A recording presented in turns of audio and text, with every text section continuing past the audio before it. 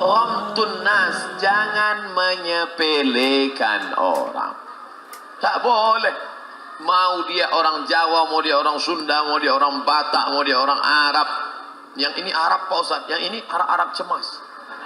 Yang ini Arab maklum. Semuanya adalah hamba Allah. Yang menciptakan dia siapa? Allah. Yang mengutus dia ke dunia ini siapa? Allah. Menyepelekan dia berarti menyepelekan Ustaz Somad, ini anak saya, tapi mohon maaf Pak Ustaz, mohon maaf ya Pak Ustaz, nanti kalau tingkah laku tindak tanduknya tidak seperti anak yang lain, dia memang mesti ada perlakuan khusus. Kata seorang tua kepada saya, khawatir anaknya tidak hormat, tidak mau menyalami saya ambil tangan anak itu, saya cium. Inilah tamu Allah, dia lebih dulu masuk surga 500 tahun daripada kita, karena dia tak ada dosa apa-apa. Jangan kau sepelekan. Ini tamu Allah, dia lebih dulu masuk surga, kita banyak dosa. Yang paling banyak dosanya di masjid ini siapa? Yang paling banyak ngomongnya, itu yang paling banyak dosanya.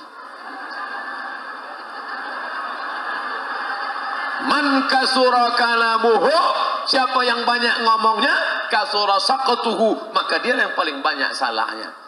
Makanya saya sadar bahwa saya orang yang paling banyak salah, dan orang paling banyak salah adalah orang yang mesti paling dulu minta maaf. Bapak Ibu sekalian, kalau ada kata-kata saya tidak berkenan di hati, maka saya selama menyampaikan ceramah ini saya mohon maaf. Maukah Bapak Ibu maafkan saya?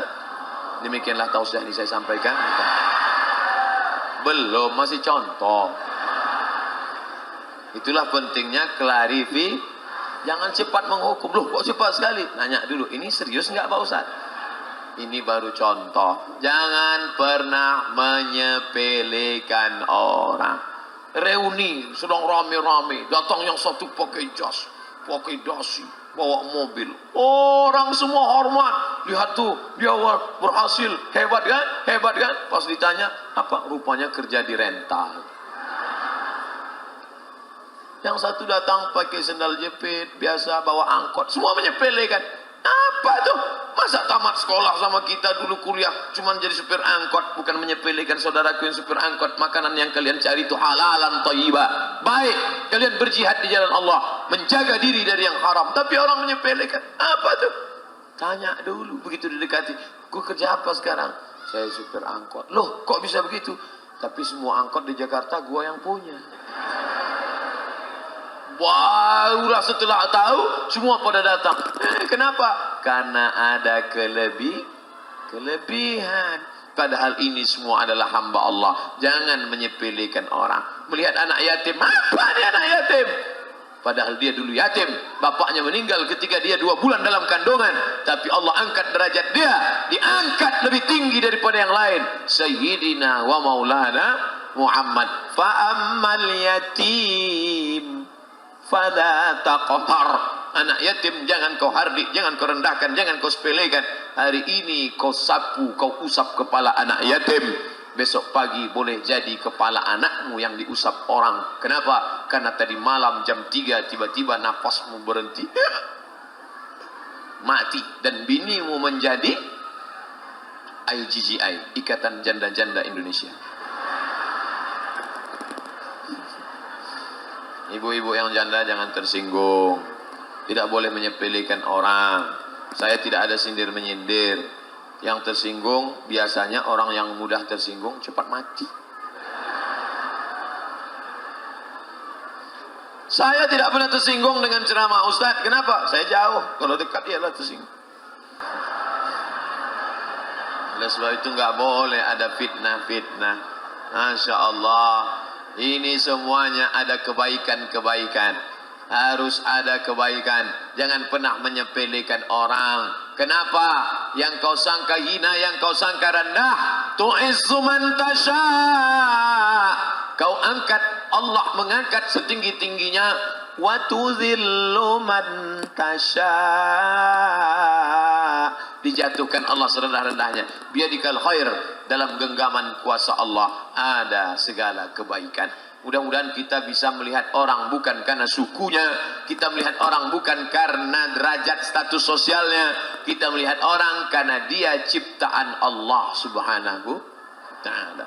Bu, ini ada laki-laki mau minang anak kita, tapi kelihatannya tidak begitu kaya. Papa kok tahu? Dia datang naik ojek.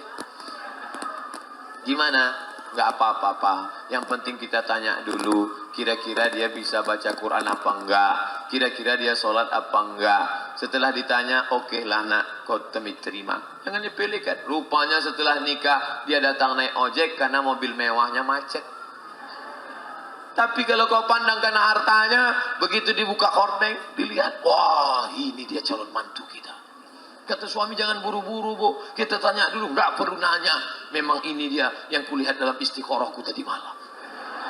Warnanya memang merah metalik.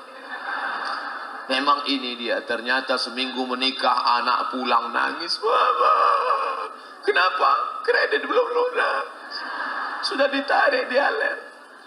Na'udzubillah. Jangan pernah menyepelekan orang. Ustaz Somad, kami dulu pertama menikah, bapak inilah orang paling susah, tapi saya mencintainya. Ternyata cinta memang buta Pak Ustaz. Akhirnya gimana? Kami terus, dulu kami kalau bertamu ke rumah orang-orang gak mau buka pintu. Kenapa? Karena dia sangka kami mau minjam beras. Tapi hari ini, lihatlah hotel yang besar nih Pak Ustaz. Punya siapa bu? Ya punya orang, kami cuma nyewa aja. Hari ini kami bahagia, buka bersama, semua perusahaan pegawai kami yang nanggung. Ini karyawan kami, berada dari tidak ketiadaan, tapi Allah membuatnya berada. Jangan pernah menyepelekan orang. Semua orang nyepelekan dia. Siapa namanya? Bilal bin Abi Rabah. Semua orang miskin, susah, budak, hamba sahaya, berkulit hitam, tidak ganteng. Tapi Nabi mengangkat derajatnya. Selesai Ka'bah dibersihkan dari berhala, cuci bersih, Nabi panggil Bilal. Bilal, ya, naik ke atas. Bilal pun naik ke atas Ka'bah. Allahu Akbar, Allahu Akbar. Kira-kira agak-agaknya begitulah. Lalu selesai azan Bilal di atas Ka'bah, menara belum ada, bangunan paling tinggi Ka'bah. Selesai itu apa kata orang Arab kafir Quraisy?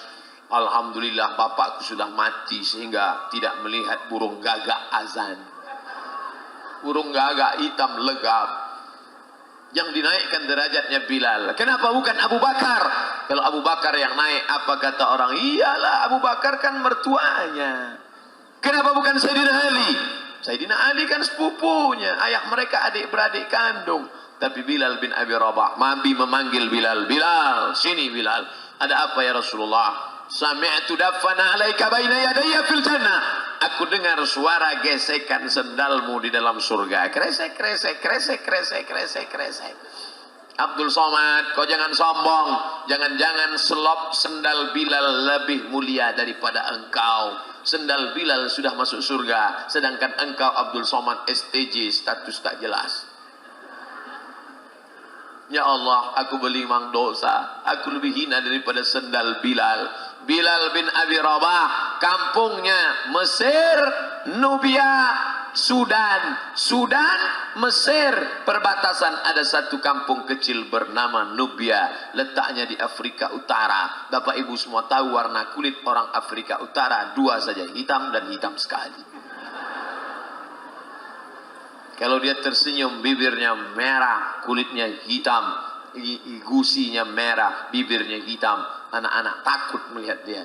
Tapi dia jauh lebih mulia. Jangankan dengan Bilalnya, jangankan dengan kulitnya, jangankan dengan darahnya, dengan sendalnya pun kita tak ada apa-apanya. Bilal bin Abi Rabah radhiyallahu an, Allah meridai dia. Allah meridai dia, Allah meridai dia, Rasulullah menyenangi dia. Meninggal Rasulullah, tak sanggup dia menetap di kota Al-Madinah Al-Munawwarah, karena tiap hari dia mesti mengetuk pintu Nabi. Nabi salat sunat di kamar, mengetuk, ya Rasulullah, boleh aku iqamat? Kita iqamat kapan? Ketika jam sudah berbunyi, tet, iqamat. Di sebagian masjid yang memegang komando iqamat ibu-ibu. Qomat, qomat. Baru qomat.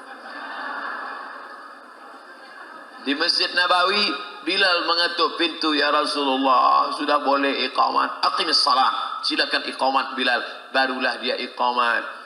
Bilal tak sanggup mengetuk pintu itu karena orangnya sudah meninggal dunia. Pindah dia ke negeri Syam. Syam, Suriah, Lebanon, Palestina, Yordania. Pindah dia. Sampai akhirnya Sayyidina Al-Husain, Sayyidina Al-Hasan meminta Bilal, kembalilah ke Madinah azan. Diminta Sayyidina Umar, aku tidak bisa Umar. Sampai cucu Nabi meminta, tolonglah datang memandangkan azan. Bilal bin Abi Rabah datang ke kota Madinah. Di saat subuh pun dia mengumandangkan azan. Allahu Akbar, Allahu Akbar. Berduyun-duyun sahabat datang. Mereka sangka, apa kata mereka? Muhammad hidup lagi, Muhammad hidup lagi, Muhammad hidup lagi. Karena yang dulu azan sekarang datang. Tapi begitu sampai di masjid, mereka semuanya meneteskan air mata. Kenapa? Karena Muhammad tidak hidup. Yang kembali itu hanya seorang Bilal bin Abi Rabah. Tak boleh menyepelekan orang lain. Tak boleh kita merendahkan orang lain. Pandanglah dia sebagai hamba Allah. Bapak-bapak yang selalu menyepelekan ibu, pandanglah dia sebagai hamba Allah. Ibu-ibu yang selalu menyepelekan bapak, papa kalau macam-macam, pandanglah dia sebagai hamba Allah. Pak, sebenarnya aku sudah tak senang lagi melihatmu. Tapi karena kata Ustaz kau adalah hamba Allah, akhirnya